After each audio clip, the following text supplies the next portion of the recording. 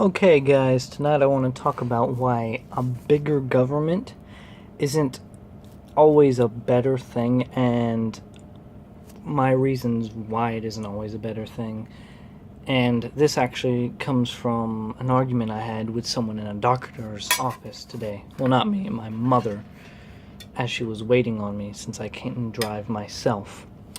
Alright, first off, the reason why a bigger government is not always good is because it's slower, and governments in general waste a lot of money because they're usually not as accountable for the money they waste. And government debt that accumulates from that devalues the currency, which isn't a good thing either. Whenever you get devalued currency, it leads to inflation. And inflation can sometimes be a good thing because if it costs, say, a penny for a loaf of bread or a penny for a Walmart, then nobody's going to be able to make that much money because basically you'd be making less than a penny for work. So inflation is good sometimes to keep up with the growth of a population as more things get added, but runaway inflation makes it to where, say, Germany post-World War I, where people were literally working, coming home from work after they get their paycheck, trying to buy as much as they can, because by the time they get home with their barrels full of money, it would be worthless because the inflation was going at that rate. People were burning money in the streets because it was that worthless, which is why Hitler was so popular, because he came back in and reset their economy, basically. So that's a few reasons why, and I have a few articles here to back up. But the definition of overspending in a government is spending in excess of one's income. Government overspending happens when federal, state, or local governments spend more money on services for the people than they take in through tax revenue. Government overspending leads to deficits and unbalanced budgets, which is basically what I just said earlier with what happens whenever that happens, if you understand my meaning. I'm trying to get better, guys. It'll get better with time, but right now I'm still kind of shitty at this. Getting my point across. Alright.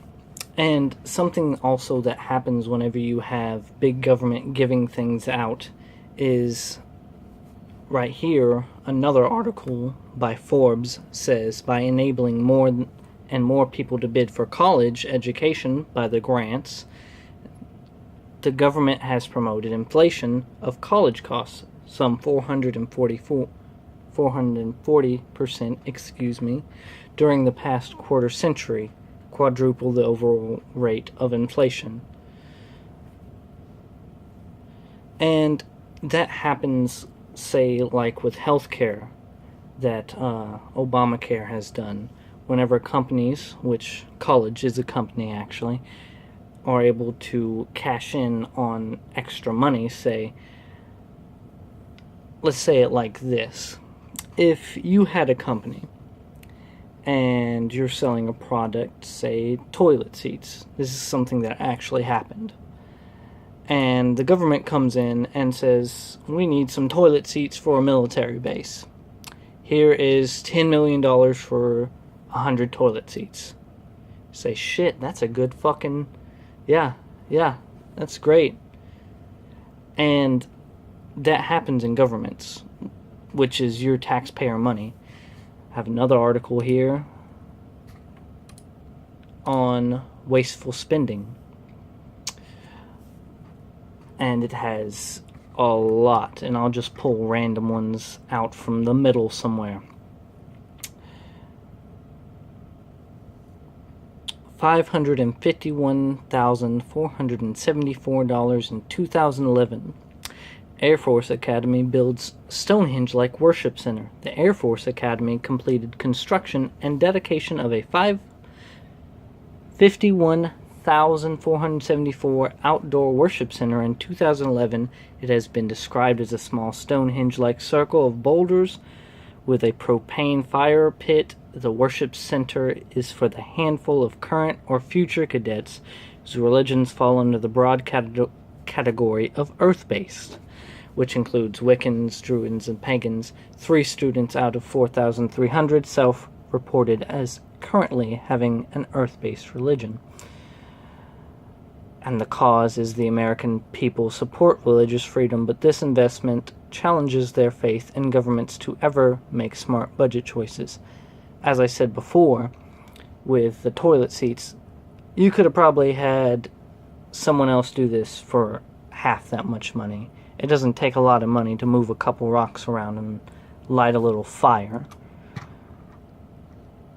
Alright, I'm going to pull another one out of randomly, and I'm going to have all these in links in the description so that you can look at these and go, wow, my government money goes to waste.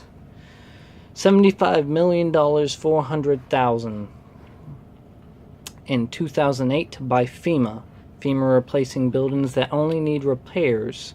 And this happens a lot in government, where they, instead of just repairing something, they just build a whole new thing.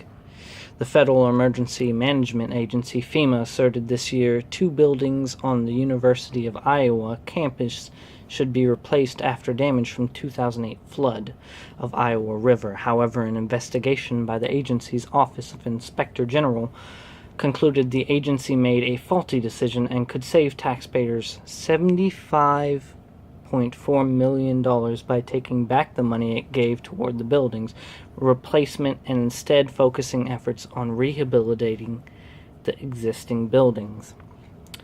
And that happens a lot in government, where, as I said, instead of taking something a little bit broken and fixing it, they just start all over.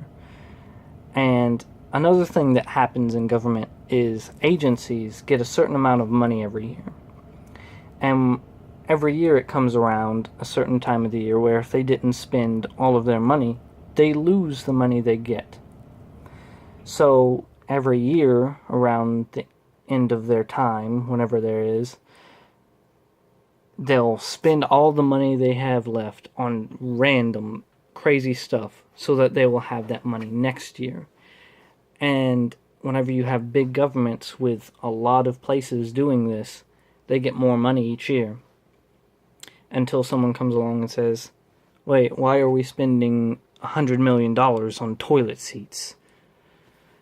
And that happens quite often in most agencies, because it just makes sense. You know, if you're the head of an agency and you say, I don't want to lose this money, I need it for next year, I didn't use it this year, but I could use it next year, you do that. It just makes sense that you would do that.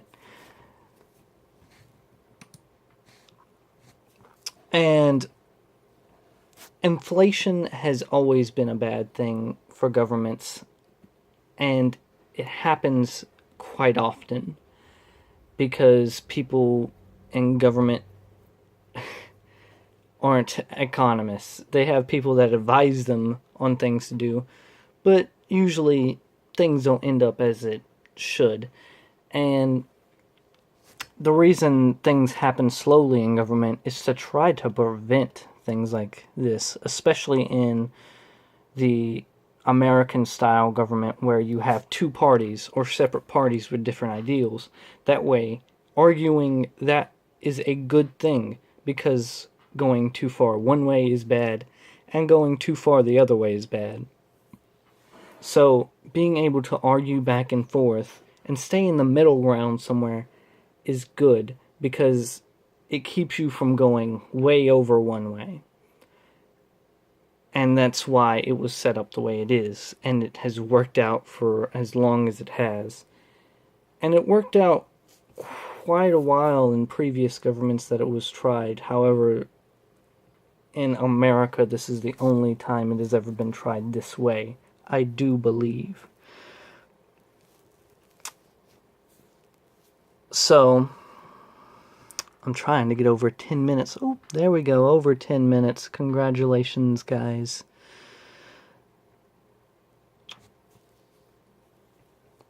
So, and this, why the U.S. can't inflate its way out of debt, is actually by CNN, which is kind of funny, considering they usually go for, well, now they're on the huge left side, which is more government spending, almost to socialism, which socialism never works, but I'll go into that in another video.